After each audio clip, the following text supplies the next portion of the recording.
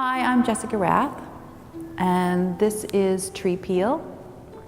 This is a piece that I conceived of several years ago when I was working in my backyard, because I have a beautiful, very old apricot tree that is the shape of this tree, actually.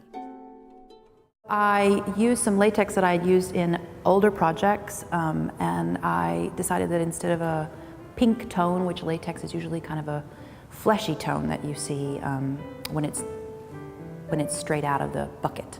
And I thought, you know, I'd like something that's a little artificial, closer to some kind of industrial material, and also kind of referencing like a lichen or a mold or something that's both nature and artifice. And so I stuck with the yellow. I started painting enough layers that I built up a surface that I could actually peel off and would hold together like a fabric.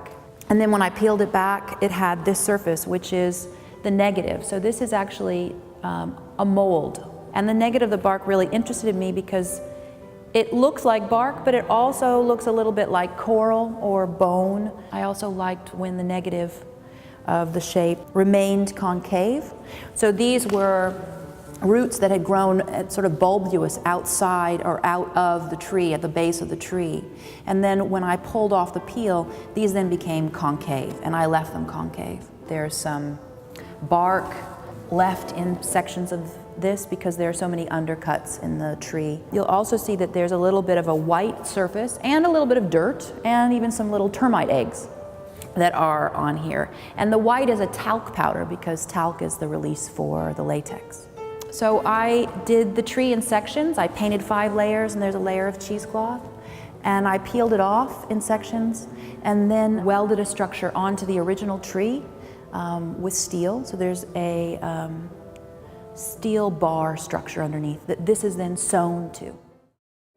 This apricot tree is somewhat deformed. It's probably 30 to 40 years old. And it was cut in a number of different places that made it fatten up in a way. Where it would have branched out more, it actually sort of fattened up. And then it kind of grew as many branches as it could eke out based on how much it had been chopped away. And I had been doing sculpture on stumps that have new growth. And I was interested in that as a metaphor for how you survive in the city, that you are sort of stumbling along the city, and the city cuts you down quite a bit. It's very hard to live in the city as a person, I think, and as a tree, as any part of nature. And oftentimes we sort of severely cut back these trees and other growth.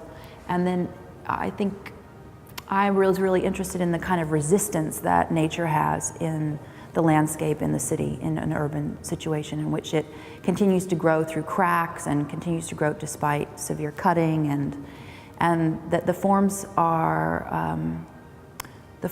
somewhat deformed, but then they're also beautiful and extreme.